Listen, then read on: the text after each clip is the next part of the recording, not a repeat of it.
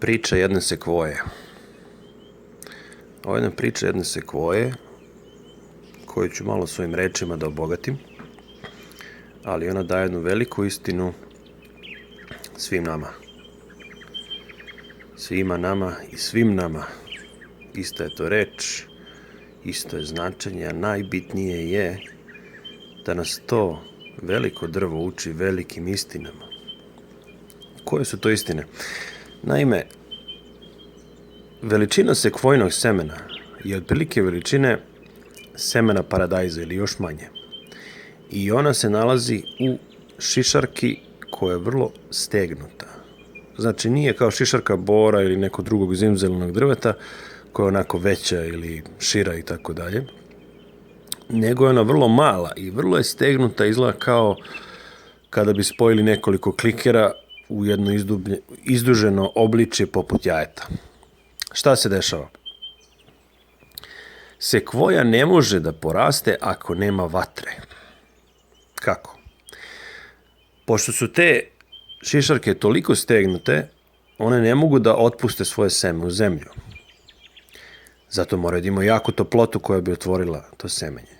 Šta se onda dešava? Povremeno se desi šumski požar, neka munja udari u suvo tlo gde je suva trava i tako se zapali.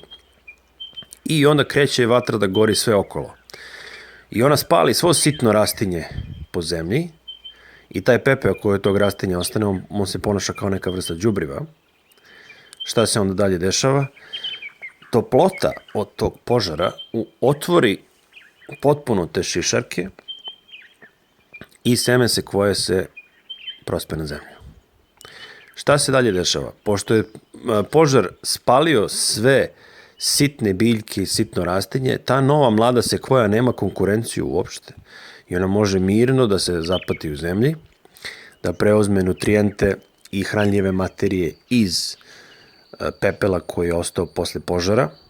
A vrlo interesantno je da ostale velike sekvoje one ne mogu tek tako da izgore u požaru, pošto imaju vrlo interesantnu vrstu smole u svojoj kori, koja ne dozvoljava da se cijelo drvo spali odmah.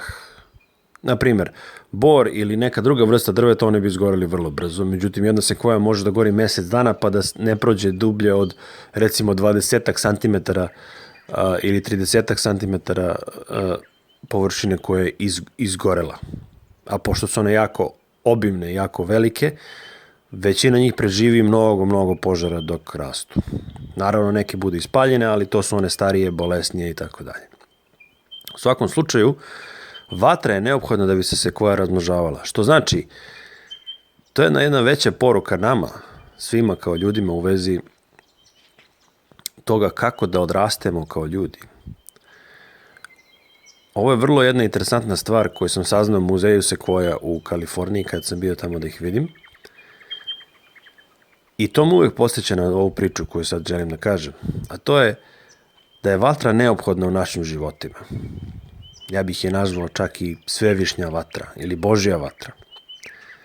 Ona dođe tu da spali svu konkurenciju nama da bismo mi porasli u jednu veliku sekvoju, da nam neophodne hranljive materije i oslobodi nam prostor. I pre svega njena toplota nas oslobodi da izađemo iz naše čaure, iz naše šišarke iz koje nismo mogli da izađemo nijednim drugim putem.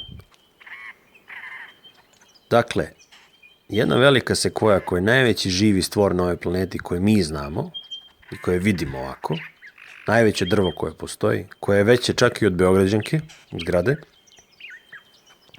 veće i od Eiffelovog tornja, zaista nešto veličanstveno. Kada se čovjek pojavi u toj šumi, on vidi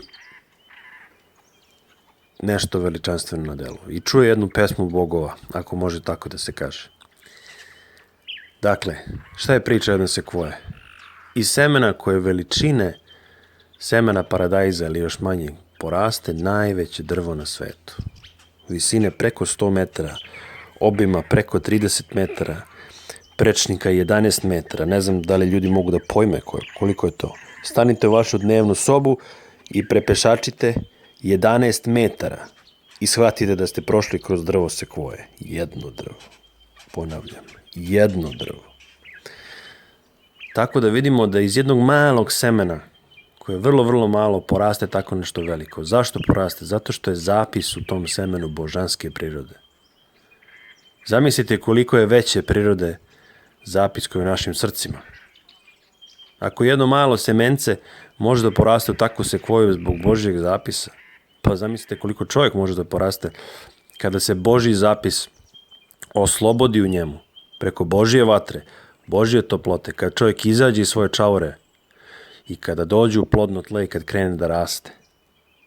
Šta nam je plodno tle? Ja bih se usudio reći planeta Zemlja, onda svemir i sve što je u njemu. Na svim dimenzijama, u svim mogućnostima, u svim nivoima, svim razinama.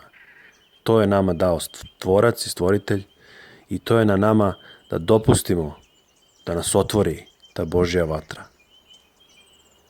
Jer kao što smo vidjeli, vatra daje život, ali vatra ispaljuje. Zato budimo otvoreni da dođe Božja vatra, koja će nas otvoriti i dati nam toplotu i mogućnost da živimo. Eto, to je jedna priča jedne sekvoje, koja je ovako vrlo interesantna i vrlo poučna za svakog čovjeka.